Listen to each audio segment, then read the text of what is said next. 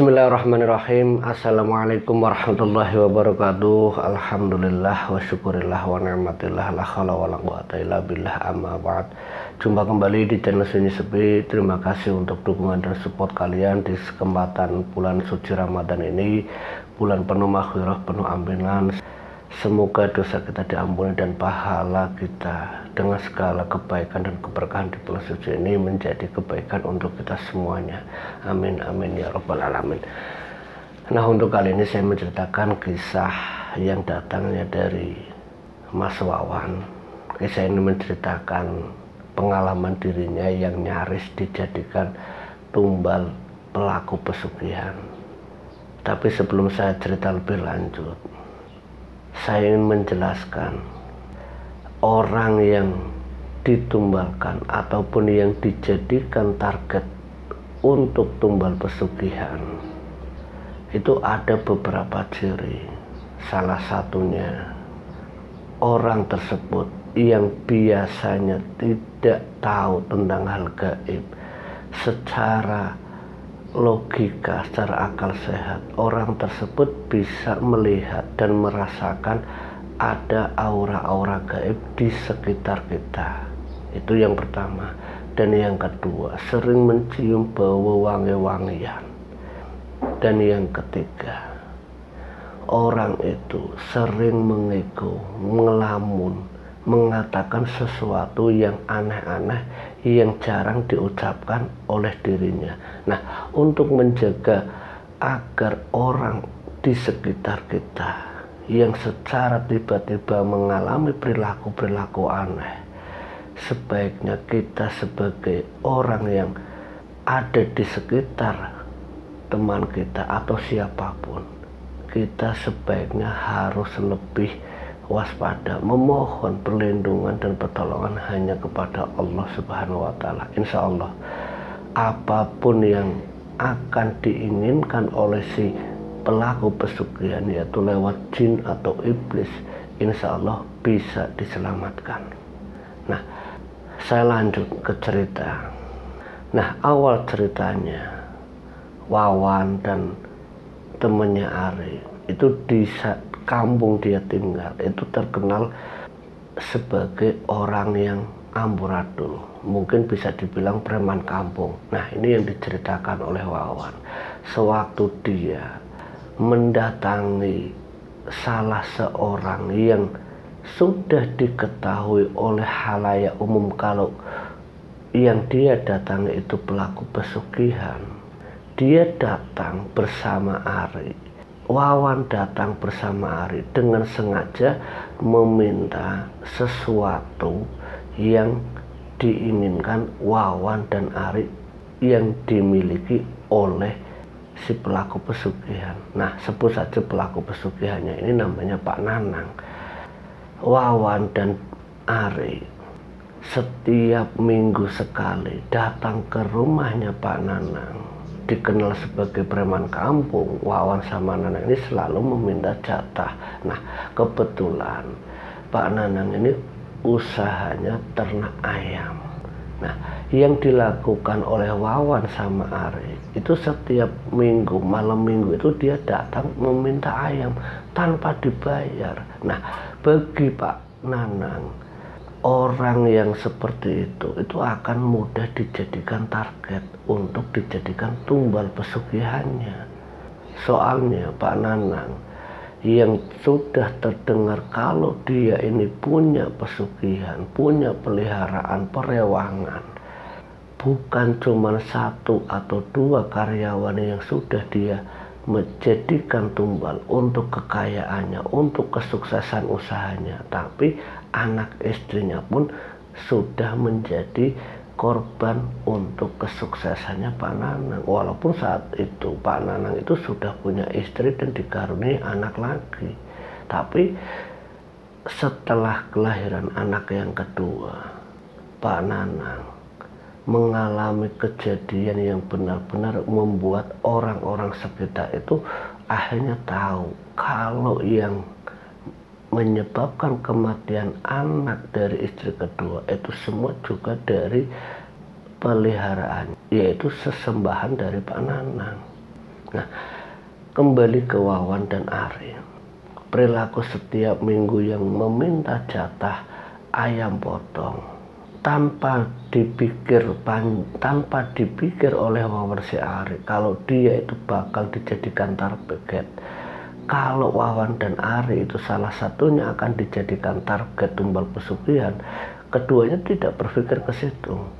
Nah, satu waktu Wawan setelah dia dapatkan jatah ayam potong yang disuruh oleh Ari, dia datang bersama Ari masuk ke kandang lewat karyawannya itu dengan lantangnya meminta jatah ayam itu untuk masak-masak atau makan-makan di setiap malam minggu. Karena Pak Nanang itu dikenal sebagai pengusaha ayam ternak yang luar biasa. Nah, keadaan seperti itu membuat preman kampung itu yang berani datang ke situ ya pasti dikasih. Nah, singkat ceritanya, Wawan setelah dia membawa ayam potong dalam keadaan setengah mabuk karena habis terpengaruh oleh alkohol, dia datang ke perangko atau tempat tongkrongannya Wawan, Ari dan yang lainnya, termasuk di situ ada kakaknya Wawan, sebut saja namanya Bagus. Nah, sewaktu Wawan bersama Ari dengan keadaan semboyongan yang setengah mabuk, Wawan itu merasakan sakit di bagian perut. Nah, saat para teman-temannya ini sedang menyiapkan kayu bakar, menyiapkan yang lainnya untuk makan-makan karena mendapatkan ayam dari Pak Nanang, tapi tidak bagi Wawan. Wawan saat itu merasakan kalau perutnya itu benar-benar sangat sakit. Nah, saat itu Wawan pulang. Dia pulang itu diantar sama kakaknya itu Bagus. Nah, sesampainya di rumah, Bagus ini merasakan ada yang janggal dengan adiknya yaitu Wawan. Nah, sewaktu Wawan merintih kesakitan, memegangi perut, Bagus ini menyuruh Wawan untuk mengambil air wudhu. Tapi yang dilakukan oleh Wawan waktu itu, dia tidak melakukan apa saran dari kakaknya itu Bagus. Nah, keadaan seperti itu, Wawan itu masih merintih kesakitan, aduh. Nah, Bagus itu mencoba memegangi perutnya Wawan, katanya keras terus panas. Nah, Bagus yang dikenal sebagai orang yang mengetahui hal-hal gaib, Bagus langsung bereaksi kalau yang dialami adiknya yaitu Wawan itu tidak wajar. Nah, Agus ini langsung memegangi perutnya terus berdoa ke hadirat Allah Subhanahu wa Ta'ala. Nah, setelah doa itu selesai, Wawan itu merasakan mual-mual sampai dia mengeluarkan banyak makanan yang sudah masuk ke dalam mulutnya. Nah, saat itu juga perut yang tadinya sakit seperti ditusuk-tusuk, Wawan mulai reda. Tapi setelah muntah-muntah, Wawan ini keluar dari kamar. Saat dia balik ke kamar itu ada sosok hitam besar itu berdiri di hadapannya Wawan, itu tepat di depan pintu kamarnya Wawan. Saat itu Wawan langsung teriak, "Gendruwo." Nah, kakaknya itu Bagus karena sudah mengetahui kalau penyebab Wawan yang perutnya kencang, perutnya panas seperti ditusuk itu adalah sosok gendruwo. Saat Wawan menjerit gendruwo, kakaknya sudah ada di dalam dapur. Bagus mengambil garam krosok, langsung dilemparkan ke arah pintu, kratak. Nah, sontak saja apa yang dilihat Wawan, sosok hitam besar berwujud seperti genderuwo itu menghilang karena lemparan garam yang dilakukan kakaknya itu Bagus. Nah, setelah sosok genderuwo itu menghilang, Wawan itu disuruh istirahat sama Bagus. Nah, sewaktu dia istirahat terbaring, Wawan itu merasakan kalau sosok itu benar-benar belum jauh dari rumahnya. Nah, saat itu Wawan minta tolong sama kakaknya itu Bagus, Kang Bagus itu genderuwonya masih ada di belakang rumah. Karena keduanya memang bisa melihat hal gaib. Nah, Bagus yang mendengar apa yang disampaikan adiknya itu Wawan, Bagus ini langsung mengitari rumah Bagus ini langsung mengendarai rumahnya dengan membawa garam yang sembari dia itu berdoa, diputar terus ya, semacam pagar gaib. Menurut Bagus itu seperti pagar gaib. Dan alhamdulillah malam itu benar-benar tidak sampai membuat Wawan itu menghembuskan nafas terakhir. Tapi saatnya terlambat, wallahu a'lam, mungkin kejadiannya beda. Beruntung karena kakaknya langsung menangani Wawan. Nah, di keesokan harinya Wawan itu diingatkan, dinasehati sama Bagus, jangan pernah sekali-kali meminta apapun dari Pak Nanang, karena Pak Nanang itu mempunyai perewangan yaitu pesugihan, dan itu sangat fatal akibatnya kalau kamu memakan batal haramnya, memakan barang apapun yang miliknya Pak Nanang, dan kamu itu nyaris saja menjadi korban, menjadi tujuan tumbal untuk pesugihannya Pak Nanang. Dan apa kamu nggak tahuan, sudah banyak orang yang meninggal, karyawannya itu semua karena mereka itu makan batal haramnya, uang atau bentuk apapun yang secara sengaja ataupun tidak sengaja yang dilakukan oleh orang-orang yang dekat dengan Pak Nanang. Nah, kamu yang datang ke sana meminta jatah setiap minggu sudah pasti dikasih, biarin aja 1, 2 tiap minggu. Tapi apa, mungkin kamu baru merasakan sekarang. Kalau yang akan kamu alami, kamu akan kehilangan nyawa. Kalau sudah terjadi, siapa yang rugi? Ya kamu sendiri, keluarga. Alhamdulillah kamu masih mendapat perlindungan dari Allah Subhanahu wa Ta'ala. Kalau tidak, mungkin ceritanya beda. Pokoknya jangan sekali-kali lagi datang ke Pak Nanang. Itu yang disampaikan Bagus ke Wawan.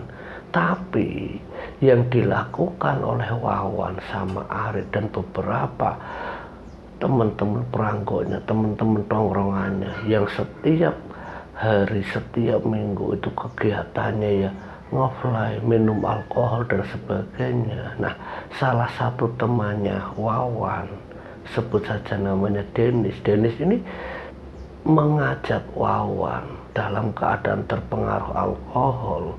Dia datang lagi ke Pak Nanang.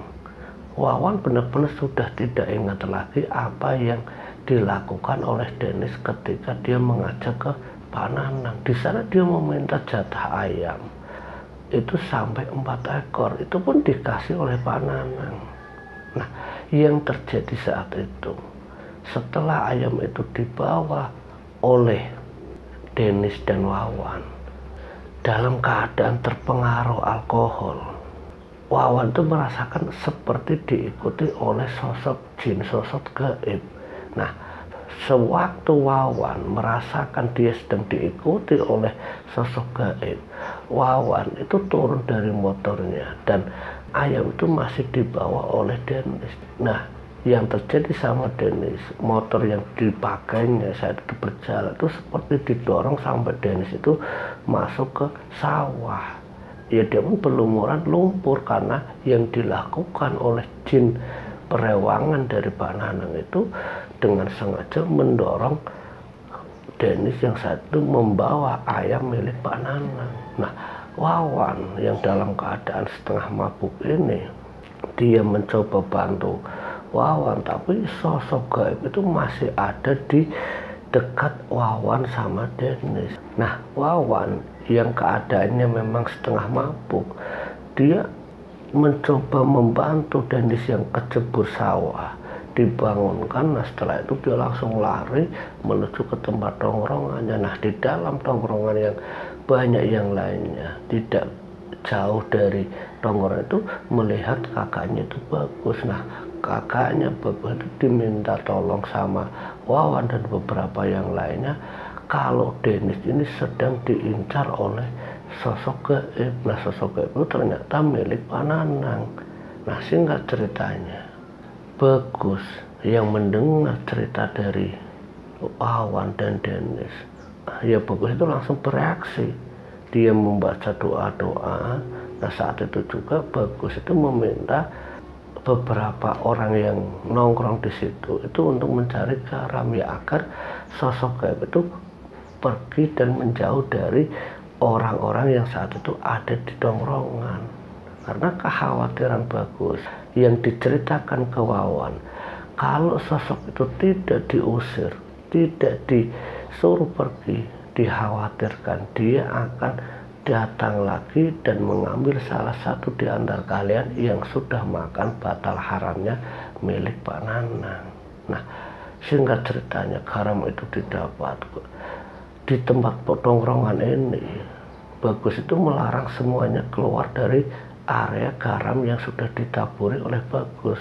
Bagus menjelaskan sama Wawan dan yang lainnya, kalau kalian keluar dari area ini, saya tidak tanggung jawab. Soalnya jin ini, sosok perewangan dari Pak Nanang ini sudah mengintai kalian semua. Nah, singkat ceritanya, para anak-anak muda yang nongkrong di peranggo atau di tempat ronda, mereka itu sampai pagi itu tidak ada yang meninggalkan pos ronda karena mereka juga takut dan percaya kalau Pak Nanang itu punya perewangan, yaitu jin pesugihan, dan itu sangat mengerikan. Karena apa yang dialami Wawan, rombongan teman-temannya itu tahu kalau Wawan itu ya nyaris ditumbalkan oleh Pak Nanang. Ya sebab-sebabnya karena sudah makan batal haramnya milik Pak Nanang. Nah, dari kisah ini kita bisa ambil hikmah dan pelajarannya agar kita dijauhkan dari perilaku-perilaku orang yang zalim. Keinginan mereka ingin menjadikan siapapun target tumbal pesugihan. Kita harus waspada dan hati-hati. Semoga kita selalu dalam lindungan Allah Subhanahu wa taala. Akhir kata dari kami, wallahu muwaffiq ila aqwamit thoriq. Wassalamualaikum warahmatullahi wabarakatuh.